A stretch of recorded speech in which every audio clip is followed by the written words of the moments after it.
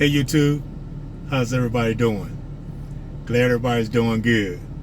This video is gonna be a little bit different. If you listen to this, watching this video, and it don't pertain to you, it's all good. It'll give you an opportunity to see when someone's in this particular situation.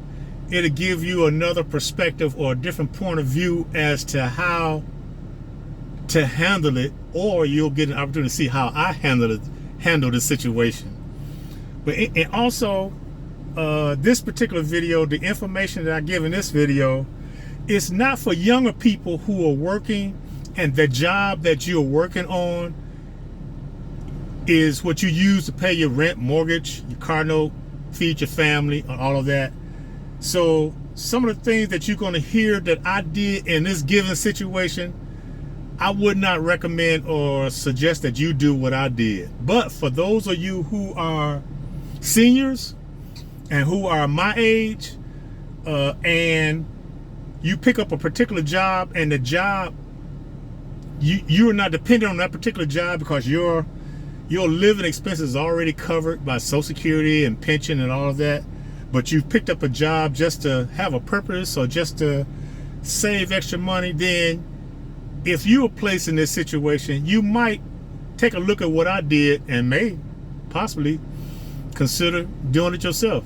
But anyway, I want to talk about now those of you who have followed me for a little bit, you might have looked at some previous video, one particular previous video that I did about retirees and what to do with your spare time. Because as workers, a lot of us worked hard. We worked a lot of days. In my case, I was a workaholic. That's all I knew. My dad was a workaholic. So quite naturally, when I got on my own, I became a workaholic because that's what I saw. And so, I work. For my case, when I retired, I was in the auto plant. So I was working at that time 7 days a week, 12 hours a day. And it was okay with me because that kept me from working 2 8-hour jobs, because that's what I would have been doing had I not been doing 7 days a week, 12 hours a day. But anyway, being a retiree and not working, I needed to feel like I've done something for the day. I needed a purpose. I needed to fill a void. In many of my cases, I was fighting depression. So I would pick up a job assignment from time to time. And I'll work the job for a while, and then, I might quit it, and then I might work 2 jobs a year, maybe 2-3 jobs a year, or if I can hang on to a job because the job is really satisfying, then I'll hang on to it. And so in my case, I applied for a driver's job. I love driving. I mean, if I can drive, particularly if I got a pleasant vehicle to drive, I love driving. And because I did a lot of service jobs, you're serving people and you're serving their needs, and whatever you're doing, you're helping their day go smoother. I enjoy that. So when you add that along with driving, that was right up my niche. Well, anyway, I applied for a shuttle bus driving job at a hotel who had a shuttle bus, and I found out that hotel, if I got hired, I'll be driving for the hotel next door as well. And so I got hired at this job, and so I began driving the shuttle, and I love that job. I love the shuttle. When you drive a shuttle for a while, you learn the little quirks and the different things the shuttle does. So when the shuttle does this, you know to do this, and if the shuttle does that, you know to do this, and you just kind of work one. You and the shuttle becomes one. It's like you and the vehicle got a relationship going. Y'all got it going on. And so that's how I felt about my shuttle bus. We had a lot going on. And so my job was to pick up people from the airport who called a hotel, and these are guests who will be checking into that hotel. They will call the hotel and say, hey, I'm at the airport, so that the hotel will let me know. I will get on board the shuttle bus and drive to the airport and pick these guests up and bring them back to the hotel to be checked in. And not only did I do it for this one hotel particularly, but also the hotel next door. So, and then there were times when the hotel get a call, and they got guests checking out, and they needed a ride to the airport. Once again, that's where I came in. I took people, and I love that job. I mean, I've met some tremendous people, some amazing people. I love conversation, good conversation, positive conversation. And so I've met some amazing people, from all walks of life and various, economic situations, and that was fun. And there were times I had regulars. So I would have my regulars, and it would be so great because we would get back into a conversation, and it was like we was continuing from a conversation we had previously. Well, I love that kind of stuff. And so I did that. And then in addition to picking up and dropping off guests from these hotels, the hotels had a policy where if you stayed in their hotels and you need to go somewhere within 5 miles of that hotel, then the shuttle bus would take care of it. And that's what I did. So I took guests to restaurants, took guests to the grocery stores, took guests to gas stations that had little markets attached to them. A lot of little things like that. Took guests here and there, and that was fun. I enjoyed that. But in addition to driving for these 2 hotels, there were days where there was no calls. There was no one to pick up from the airport, take to the airport, take to the restaurant. So in that situation, so I can make my time on the clock, I would do what is called a houseman job. Now, for those of you all who are not in the hotel business, a houseman is a guy who just clean up the place, keep the place tidy, pull trash liners, mop floors, vacuum, clean, window glass, just make sure the fingerprint's not there. And you just walk around and check and make sure the hotel is clean, tidy. A lot of times guests in their rooms order food from various food delivery services. They pick up, get it delivered. When they get through eating, they sit the bag of empty, trash outside the room. My job is to pick those up, take it down, just, dispose of it. And so that was good. And so when I got hired, they spelled out every single thing to the letter what I'm responsible for. Well, it's okay, good, I can do that. Because I know my work ethic and I know what I'm capable of. And the way I think, I'm the best of the best. And once you get to know my work ethic and you get to see how I flow, when it's time for me to ask for a raise, there shouldn't be no question. There shouldn't be no, pullback. I mean, you immediately know, obviously, I deserve whatever it is I asked for, because I'm gonna show you my worth ethic, and that's exactly what I did. And so I got a chance to take these people back and forth, and so I got a chance to, work as a house person. And so I'm the kind of guy, when you give me my job assignments and you tell me where all the equipment is that I need to use, where rooms is stored, where they're stored, and what I'll need to do and whatever, I'm a self-starter. I'm not a kind of person where you need a supervisor telling me, okay, I need you to do this, I need you to do that. You tell me everything I'm responsible for. Every day I'm gonna do my tour. I'm gonna do a walk around, and I'm gonna tour everything that's a part of my responsibility. And I'll make a mental note. When I see something need to be done, I'm gonna make a mental note, and that will be done before the end of my shift. And that's the way I flowed in both buildings.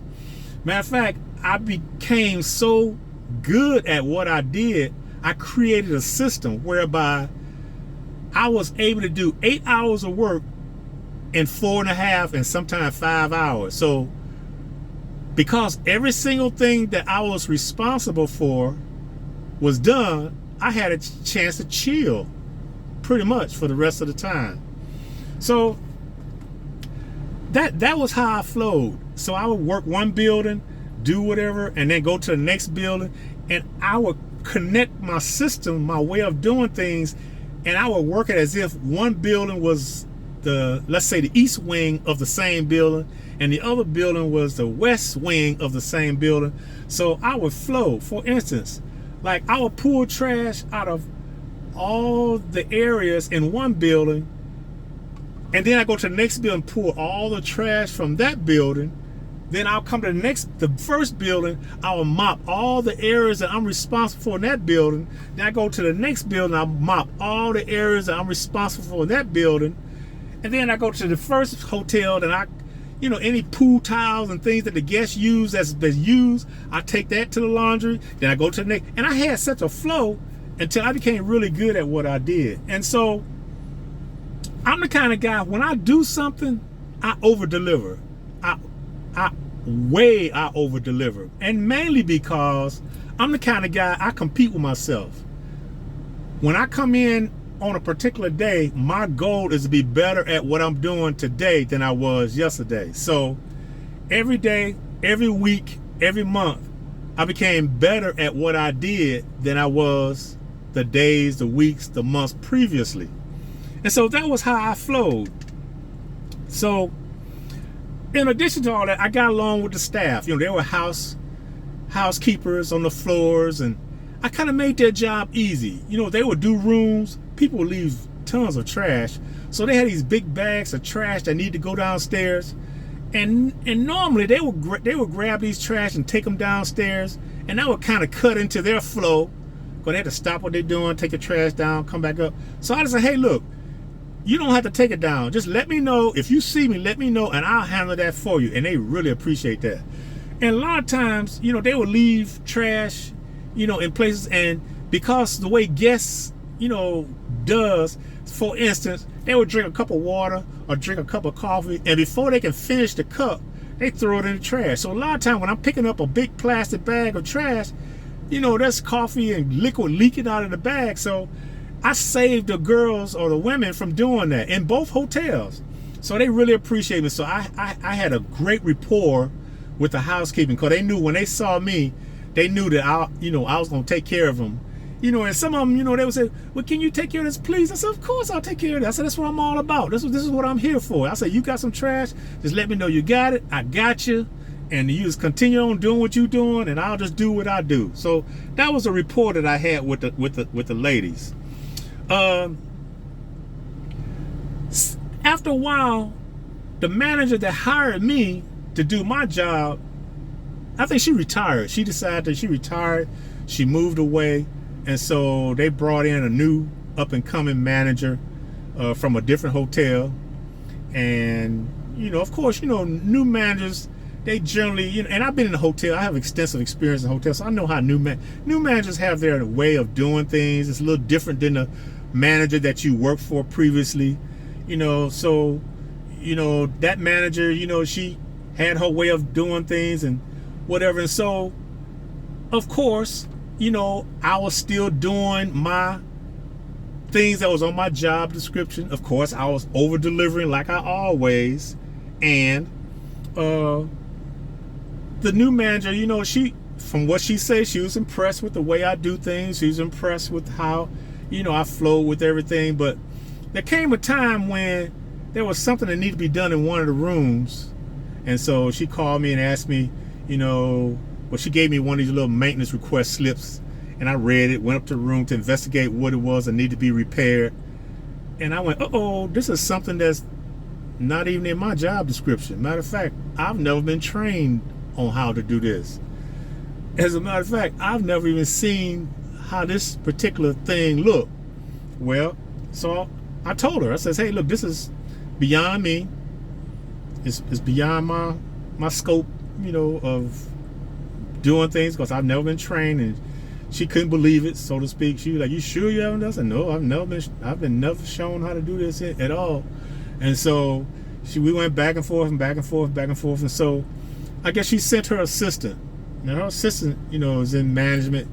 So her assistant went up and looked at it, and she, I guess, took the part down, what she wanted, what she wanted done, and she looked at it and she figured it out, and I guess she dismantled the part, and she was able to repair it, and she put it back, and voila, it was done. It was repaired. It was done. So then the new manager called me back and said, well, so-and-so went up and investigated, took a look at it, took it down, looked at it, figured it out, fixed it, and she put it up.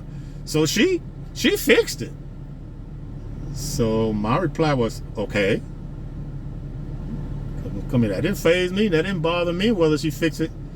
I wasn't trained to do it, nor was I ever given that job description, because all the things that I was responsible for is within the pay grade that they gave me. They said, you've been paid this amount to do these things. There was nothing else in addition to that I was responsible. But when this new manager asked me to do this particular job project, it was above and beyond what I was agreed for the amount of pay that I was receiving. So she was kind of unhappy. She was very unhappy, I guess, and she started murmuring, complaining, and she said, well, I need somebody who work in your position to be able to handle this situation. Well, I've never been trained to do it, and I wasn't going to do it. Now, had she asked me, hey, look, can you look into doing such and such and such and such? And maybe, we'll take a look at, maybe Papa, we can add, 50 cents to your pay or whatever. Then I would have made an effort to investigate to see how this thing could be fixed. But she didn't do that. Why? Because I was over delivering on all the job description that was given to me. And it was extensive, but I was very good at it because I created a system whereby I could finish, less than 8 hours. So she complained, and she kind of complained. She said, well, I need somebody. I said, okay. She said, well, I am going to change your schedule, because she had already kind of asked me previously, would I be willing to change my schedule? At the time I told her no. I said, because I kind of structured my life around, my schedule. So at the moment, I'm not willing to change my schedule. So she said, okay. Well, she started complaining, I am going to change your schedule around, whatever. So I'm thinking, okay. I said, okay. This is your hotel now. I just work here. So if you plan to change my schedule, that's fine. But that give me options, because, again, that job didn't pay my bills at all. That job was just extra for whatever extra I want to do.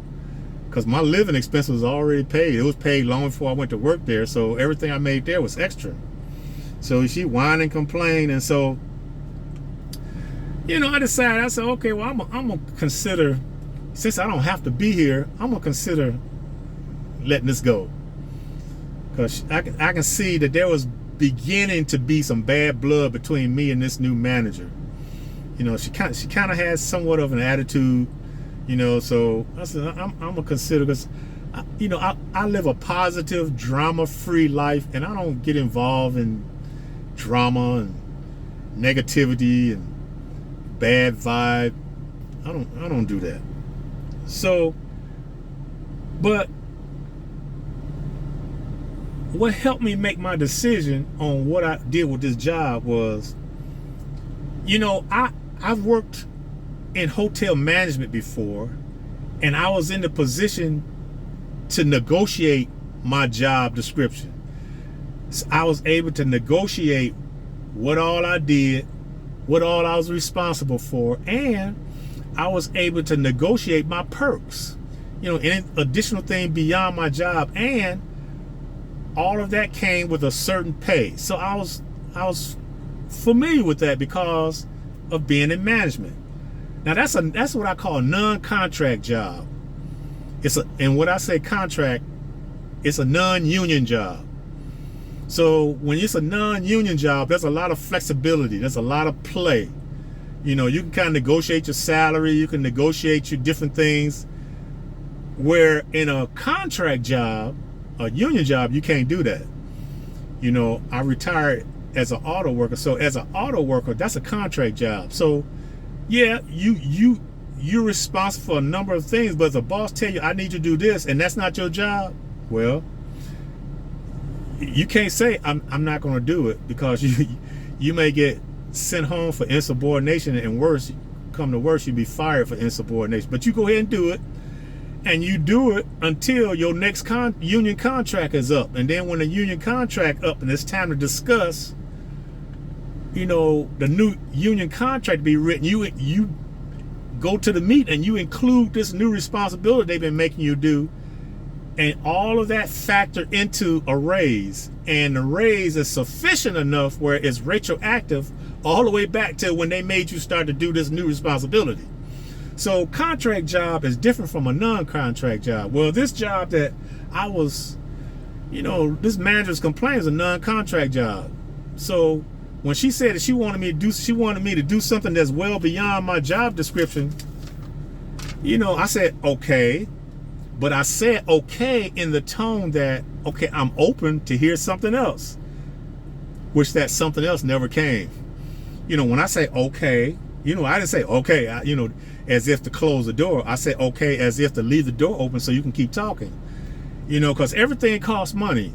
You want something done, that costs money. A lot of times management don't want to pay no money, but yet they give bonuses for not using too much overtime and not doing. And I know that because I was management. I got bonuses, so I understand how that worked. So I said okay, but she never continued it. She left. She dropped it like that. So I'm going like, well, if she's not willing to pay me, I'm not going to do anything additional. So I didn't. So her assistant went up there, figured it out, fixed it, put it up, and she called me back. And I don't know how she was expecting me to respond, but I just said okay. It didn't faze me at my age. That didn't move me. So anyway, she didn't discuss no raise, no new pay or nothing. So I said, it's okay. So I thought about it the rest of the week, and that particular week happened to be the last week of that pay period. And so I was working my 3 to 11 shift, which was my shift of preference. I like working afternoon shifts so I can have all my doctor's appointments and do various things in the morning. And it just so happened that my last 2 days of that work week, and happened to be that pay period, was nights. So I worked my night shift. So I just decided, okay, when I finish my last night shift of the week, of my work schedule, I'm gonna just let this go. I says, the vibes have changed. It's not a chill crew anymore. The new managers bringing in new people, and they wasn't as friendly as the old crew were, and the crew was changing, and I was trying to stick it out, again, because so I can keep busy. But she kind of changed the temperature, and anytime you mention certain people or the temperature of the room changed. So I just said, okay, this is a little different. I don't feel like being a part of this. So I went on and typed out a letter of resignation. And so on my last night, when it was time to punch out, I went and took my letter of resignation, took the keys off my neck, took my lock off the locker in the locker room. I just laid everything on her desk so when she come in to work in the morning, she could see it. And I punched out. So I was done for. But the lesson to be learned in that is, when you're applying for a non-contract job, such as I've just mentioned, make sure you get spelled out all of your responsibilities. What am I responsible for? And make sure you get an agreement. You make an agreement, okay, for these responsibilities and for the amount of pay that we've agreed upon, that's for these responsibilities. Now, if they add additional responsibilities, okay, now they need to be giving you a raise because you've already negotiated your responsibilities. You're already getting paid for what you've done. And then in my case, I was over delivering. I was going way beyond that, and it wasn't required, but that's just my character. That's how I am. Because I build reputations. I've worked for different hotels that knew each other, and when I went to apply at a new hotel, my reputation had ran out ahead of me. So they knew who I was before I even applied for the job. And that's what you want. You want to be known for being reliable. You want to be known for being consistent, and you want to be known for over delivering on whatever it is that you're responsible for.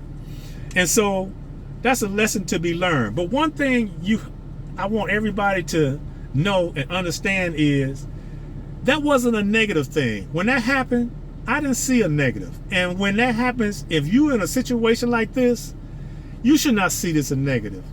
Because sometimes situations enter your life for a purpose. Sometimes that purpose is to grow. Sometimes, whatever that purpose is, and it's only in your life temporarily. It's not in your life for good. Once you reach the stage of growth that you was intended for that particular situation, that situation is removed from your life, and a new situation into your life so that you can grow more. So even though I worked this job for a year and a half, I didn't see it as a negative of me leaving that job, because it allowed me to have a purpose. I got a chance to meet some people. I've gained a couple of connections. Even though I don't work that job anymore, I still have the connections, which is wonderful. And so a lot of things that's going to be placed in your life is so that you can grow. So yeah, I quit that job. I let it go. I mean, if you going to make me do something that's beyond what I negotiated to take that job, then you give it to somebody else whose life depends on that job. Hire somebody who's younger and who's trying to pay their rent, their mortgage, their car note, to put food on the table, pay for the kids, take care of, give it to them. But for a guy like me, no, not me. I let that go. I don't play that at all. So anyway, I had to bring this to you. It's a little different video, but that situation like this happens. So always remember, when one door closes, another one opens. And nothing is forever. I mean, I've worked jobs where when I got hired, particularly when I was younger, in my head, I'm thinking, I'm going to be here 30 years. I'm going to retire, but it's never worked that way. The longest I've been on any one job is 18 years. That's it. I've never been on a job longer than 18 years. So I ended up getting another job, and I was on it 5 years. Another job 5. It just never worked out where I was on a job. So nothing in life is forever. But almost everything that enters your life enters there for a reason, and you have to be able to see that and discern that and do the best you can. And once you do the best you can, if something happens where that job slips out from under you, or you have to leave that job, don't see it as a negative. It's not a negative. Something good is about to happen. But this principle only applies to those who have that type of mindset. If you negative all the time, and you down on yourself, and you down on life, and you down on other people, no, that principle is not going to work at all. At all.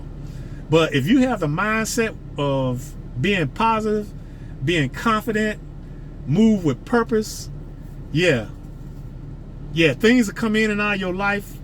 People will enter and exit your life, but it's all for a reason. It's not a mistake. It's okay. Nothing is wrong with that.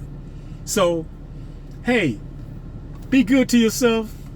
I just want to talk to you a little bit. I know this video is a little different than some of the videos I've done, but I thought I didn't need to be said. And if you place in a situation like that, then you'll know what the possibilities are, what my perspective were, and what I did in that given situation. And it gives you something to think about as to how you would handle that given situation. But anyway, hey, take care of yourself. Be good to yourself. Have a great day. Hey, and I'll see you in the next video. Take care. Peace.